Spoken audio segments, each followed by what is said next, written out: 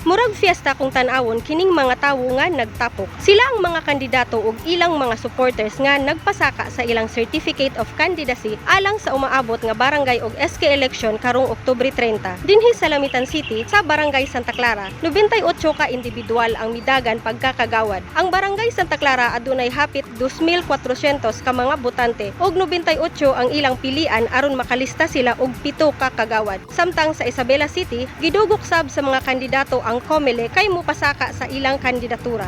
Sa Dakbayan sa Davao, daghan na usab ang nakapasaka sa ilang Certificate of Candidacy. Ang anak ni 1st District Congressman Paulo Duterte nga si Rodrigo Omar Sangkulad Duterte midagan pagkakapitan sa Barangay Buhangin sa 2nd District. Samtang ang iyang asawa nga si January Navares Duterte subling magpapili pagkakapitan. Usa ka kapitan, 7 ka kagawad ang pilian sa mga hamtong.